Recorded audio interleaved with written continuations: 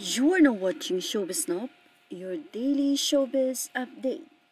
May panibago na naman ngang update kila Catherine Bernardo at Daniel Padilla.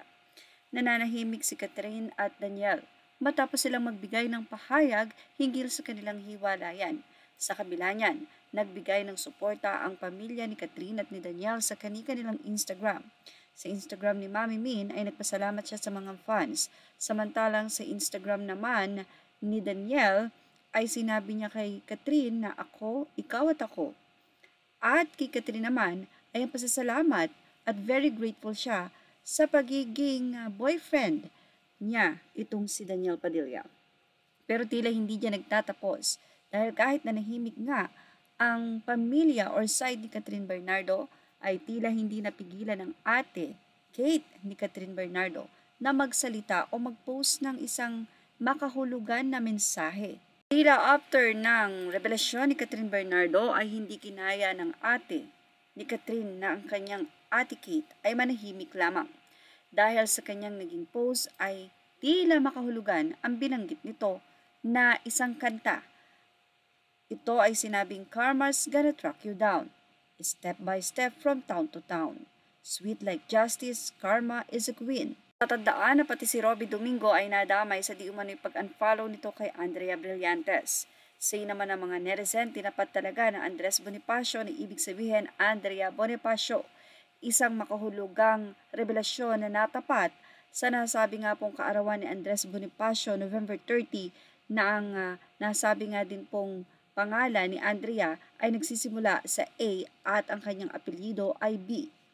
Nagkataon nga lang ba o talagang nagbigay ng isang hint or clue itong si Catherine Bernardo na si Andrea Brillantes ang punot dulo ng hiwalayan nila ni Daniel Padilla. Kaya naman ang mga netizen, narito ang naging say. Being ate, we can't deny to protect to our little siblings at all costs in a good reason. A very good loving sister. Say naman ng isa na kahit ako, hindi ko siya kapatid, I can feel her pain. Yun pa kayang totoong kadugo niya. Praying for healing soon. Say pa ng ilang netizen kay Kat, okay lang yan. Buti hindi pa sila kasal. Kayang-kaya yan ni Kat. May nakalaan talaga para sa kanya na di siya iiyak pa. Narito pa ang naging pahayag ng ilang mga netizen. Anila, more blessed to come, Catherine. We love you. Dito kaming lahat nakasuporta sa'yo. Laban lang. You're so humble and strong woman na kaya mo pang makisama sa kanya. Kahit ayaw mo na para lang sa work at kontratang, believe kami sa almost 3 months mong daladala ngayon. Sa wakas nakawala ka na at natapos mo, kaka-proud you're so strong. At narito pa ang naging say ng isang netizen. Aniya, Kat, please let God solve everything and anything. Hope you heal soon because you have such a good heart. You have a good and loyal partner. Don't let anyone who gives you down. This is not the night, man. You have a good quality. You hate everything. God will protect and loves you because you are everyone's loves. God bless you, Kat. Go, kaya mo yan.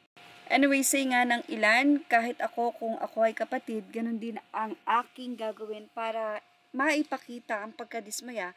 Siguro mas nakikita ni Kate, ang ate ni Catherine, ang pinagdaraanan ngayon ni Catherine sa hiwalayan nila ni Daniel na 11 years nga niyang minahal at nakasama. Napakahirap nga naman dahil napakaraming memories.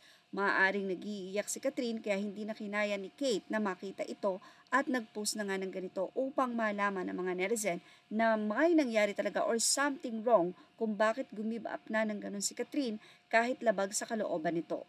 Well, ano masasay nyo about dito? Ilagay na ang inyong opinion sa ating comment section. Images are all credit to the rightful owners and thank you for watching Showbiz Now.